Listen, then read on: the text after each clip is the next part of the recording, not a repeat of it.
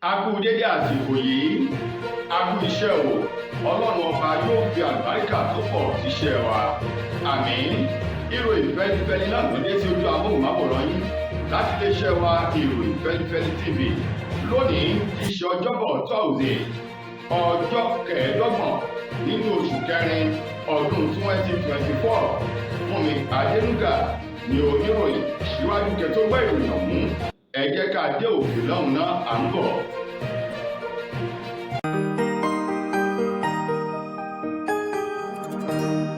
Ìròyìn Fẹ́lifẹ́li TV, àjààbálẹ̀ làwọn ìròyìn ti wà, máa wò lóòrèkóòrè.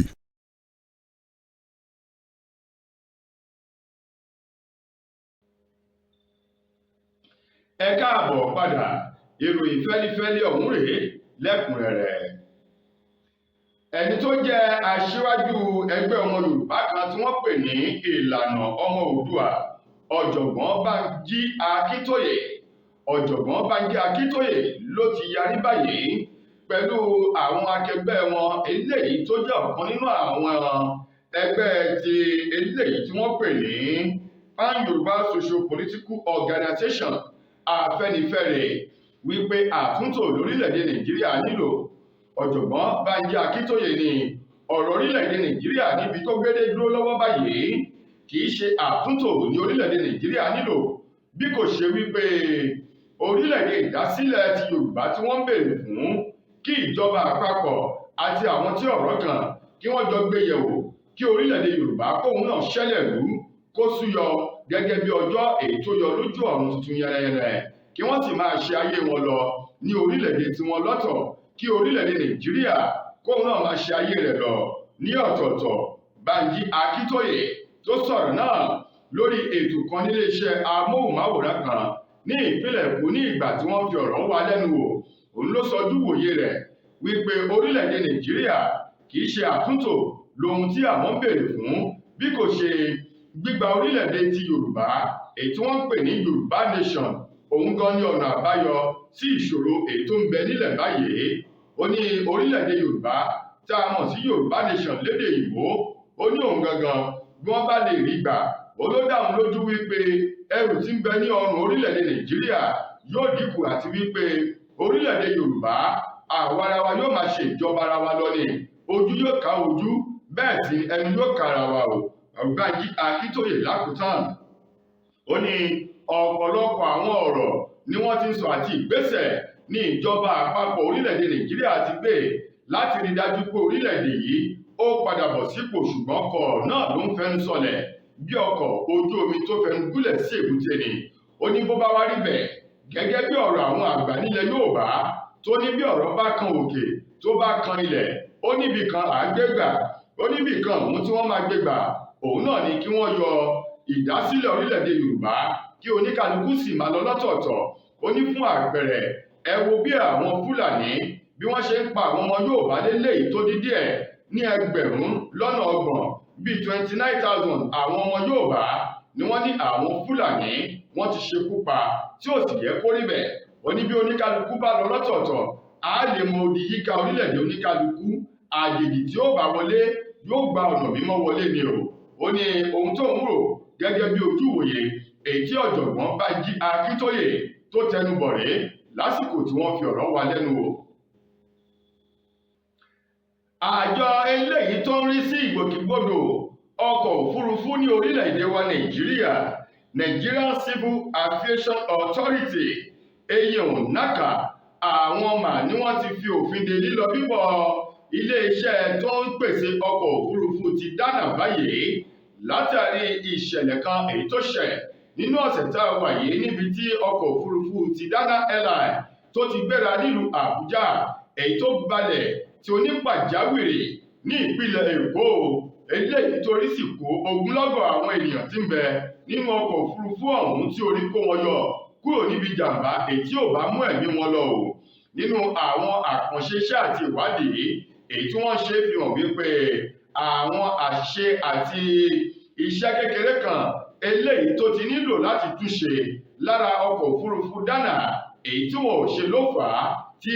ọkọ̀ òfurufú ọ̀hún fi balẹ̀ nítorí pàjáwìrì èyí tó mú ewu dání ní ìpínlẹ̀ Èkó. Àjọ ti NACA ń wá ní báyìí ìwádìí ó ti ń lọ lọ́wọ́ o. Ó ní ó dìgbà tí wọ́n bá parí ìwádìí tí wọ́n bá mọ pàtó ohun tó ṣe okùnfà oníbíbalẹ̀ pàjáwìrì tó mú ewu dání ọ̀hún, tí wọ́n bá sì yanjú ìṣòro náà kó tó di wípé wọ́n gba iléeṣẹ́ ọ̀hún láyè láti tẹ̀síwájú. Ṣùgbọ́n wọ́n ní síwájú kó tó di wípé wọ́n parí ìwádìí wọ́n ti fi òfin de iléeṣẹ́ ọ̀hún láti má ṣiṣẹ́ lábẹ́ bó ti wù kórí o. Iléeṣẹ́ Dana Airline ni wọ́n ní kí wọ́n sì fẹnu iṣẹ́ wọn tì síbì kan títí di ìgbà tí wọn yóò parí ìwádìí wọn, gẹ́gẹ́ bí ìjọba àpapọ̀ àti àjọ ọ̀hún tí wọ́n ṣe gbé ọ̀rọ̀ náà léde lánàá tí í ṣe ọjọ́rú Wednesday nílùú Àbújá. Ìjọba ìpínlẹ̀ Èkó nínú ọ̀rọ̀ wọn ni wọ́n ti sọ di mímọ̀ wípé láàrin oṣù méjì ó kéré tán báyìí àwọn ti fọwọ́ òfin mú àwọn tí ń wa ọ̀kadà alùpùpù èyí tó tàpá sí òfin ìlànà ìgbòkègbodò ìrìnnà ọkọ̀ ojú pópó ní ìpínlẹ̀ Èkó báyìí, gẹ́gẹ́ bí ọ̀rọ̀ ọ̀hún ti jáde látẹnu alámòjútó fún ìgbòkègbodò ọ̀rọ̀ ọkọ̀ ní ìpínlẹ̀ Èkó ọ̀gbẹ́ni Olúwaṣeun Ọ̀ṣíyẹmí. Òun mà ló sọ̀rọ̀ ọ̀hún di mímọ̀ nígbà tí wọ́n ń jábọ̀ àwọn iṣẹ́ tí wọ́n ti ṣe láàrin sáà àkọ́kọ́ ti ọdún 2024 yìí ní Aláwùsá nílùú Ìkẹjà tí í ṣe olúlu ìpínlẹ̀ Èkó ló ti sọ fún àwọn akọ̀ròyìn. Ó ní gẹ́gẹ́ bí òfin èyí tí gómìnà ti sọ láàrin ọdún tó kọjá wípé wọn ò ní fi àyè gba àwọn tó ń já ọ̀nà, àwọn tí wọ́n rúfin tí wọ́n sì ń tàpá sí òfin ìrìnnà ọkọ̀ ojú pópó, pàápàá jù àwọn ọlọ́kadà èyí tí wọ́n ti fi òfin dè láwọn ìjọba ìbílẹ̀ kan àti ìjọba ìbílẹ̀ ìdàgbàsókè èyí tí àpapọ̀ rẹ̀ ń lọ bíi 9 ní ìpínlẹ̀ Èkó. Ó ní sí ìyàlẹ́nu ọ̀pọ̀lọpọ̀ àwọn ọlọ́kadà ọ̀hún ni wọ́n sì rí ọ̀rọ̀ náà bí ààyè sọ̀rọ̀ lásán èyí tó jẹ́ wípé kò ní kìmí nínú. Ó lámọ̀ onílùú ni ò ní lajú rẹ̀ sílẹ̀ kí àjèjì kó bá jẹ́. Ó ní láti ìgbà náà láàrin oṣù méjì nínú ọdún 2024 tá a wà yìí, ó ló kéré tán ọ̀kadà alùpùpù èyí tí ọwọ́ òfin ti tẹ̀ láwọn tó tàpá sí òfin ìjọba ìpínlẹ̀ Èkó àti òfin ìrìnnà ọkọ̀ ojú pópó. Ó ní ó ti ń lọ bí 5,000 tí wọ́n ti mú ọ̀kadà rẹ̀ báyìí, tó sì jẹ́ pé àwọn ọ̀kadà alùpùpù ọ̀hún ó ń bẹ ní Aláwùsá ní ìpínlẹ̀ Èkó, gẹ́gẹ́ bí alámòjútó ọ̀hún Ọ̀ṣíyẹmí bó ti sọ̀rọ̀ náà fún àwọn akọ̀ròyìn nílùú Ọba ní Ìkẹjà lánàá níbi tí wọ́n ti ń jábọ̀ àkànṣe iṣẹ́ èyí tí wọ́n ti ṣe láàrin ọdún tí a wà yìí.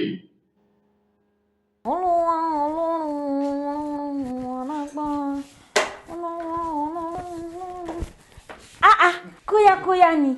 Ara mà ti lè. A dúpẹ́ f'Olúwa o. Ọpẹ́lọpẹ́ S2 Ultimate Herbal Mixture.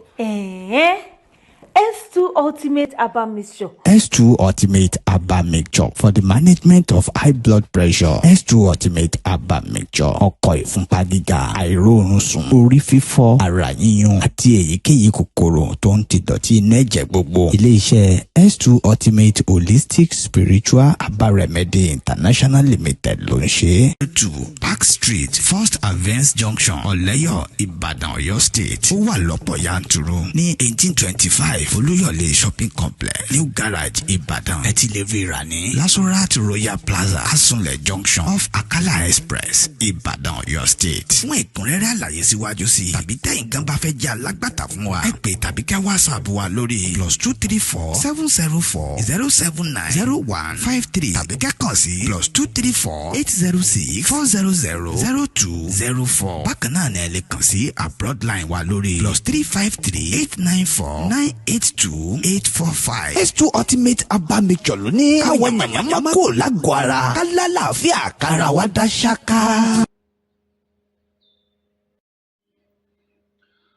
Ọwọ́ iléeṣẹ́ ọlọ́pàá ti ìpínlẹ̀ Ògùn ló ti tẹ àwọn afurasí ọmọ Báòní Àjàgbà èyí tí a mọ̀ sí one chance báyìí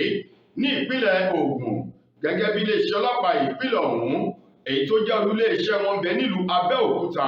olúlu ìpínlẹ̀ Ògùn tí wọ́n ti ń jábọ̀ iṣẹ́ náà fún àwọn akọ̀ròyìn lánàá ti ṣe ọjọ́rú Wednesday lólú-iléeṣẹ́ ọlọ́pàá tó ń bẹ ní Eléwéran ìlú Abẹ́òkúta látẹnu alukoro fún iléeṣẹ́ ọlọ́pàá ní ìpínlẹ̀ Ògùn SP Ọmọlọ́lá Òdútọ́lá nígbà tó ń jábọ̀ akitiyan wọn ló sọ di mímọ̀ wípé àwọn ọmọ Báòní Àjàgbà èyí tí a mọ̀ sí Watchers èyí tó ń mi agbègbè ojú òpópónà márosẹ̀ Èkó sí ti Ṣàgámù padà lọ sí ọ̀nà Mòwe Ìbàfò wá Arépo ìjọba ìbílẹ̀ Ọbáfẹ́mi Owódé lápapọ̀ tí wọn yóò fi mọ́tò gbé àwọn tí ń wọ ọkọ̀ tí wọ́n ń lọ jẹ́jẹ́ tiwọn lágbèdè ọ̀nà ni wọn yóò já wọn lówó àti àwọn ohun àlùmọ́nì tó fi mọ́ àwọn ohun olówó iyebíye tí ń bẹ lọ́wọ́ àwọn èèyàn ọ̀hún tí wọn yóò jagbà tí wọ́n sì tì wọ́n bọ́lẹ̀ kúrò nínú ọkọ̀ ènìyàn kan eléyìí tóun náà tó kó sí ọwọ́ akóló àwọn oníṣẹ́ ibi ọ̀hún èyí tó fi ọ̀rọ̀ ọ̀hún tó iléeṣẹ́ ọlọ́pàá ìpínlẹ̀ Ògùn létí láti ìgbà náà SP Ọmọlọ́lá Ògúntọ́lá ní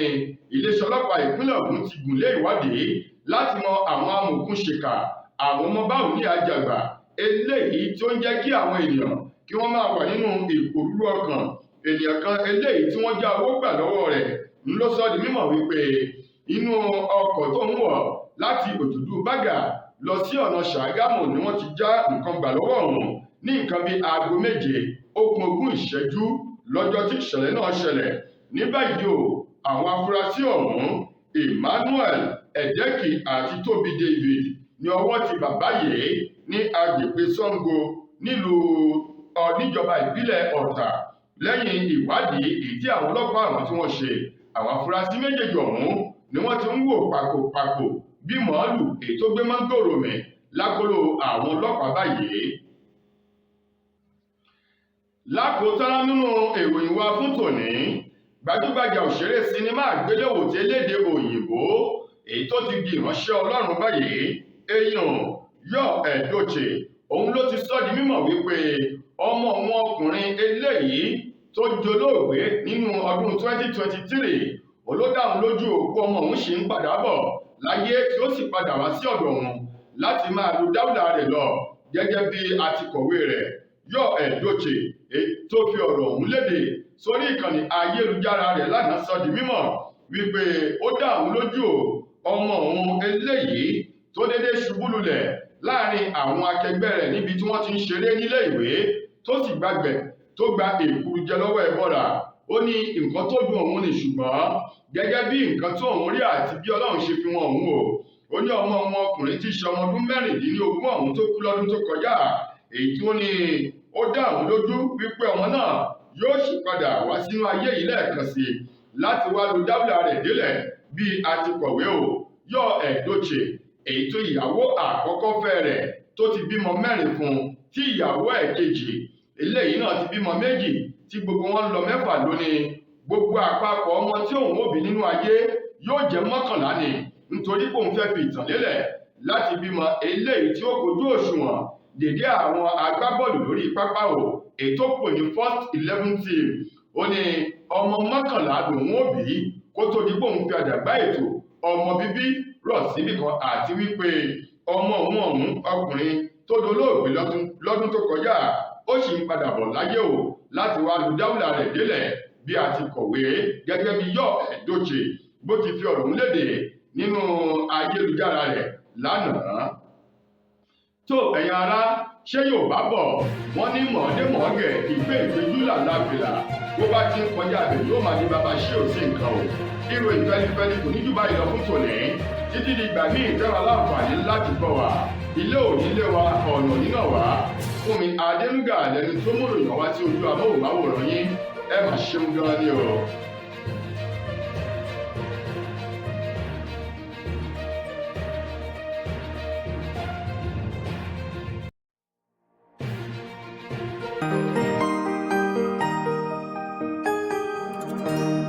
Ìròyìn Fẹ́lifẹ́li TV àjààbálẹ̀ làwọn ìròyìn ti wà máa wò lóòrèkóòrè.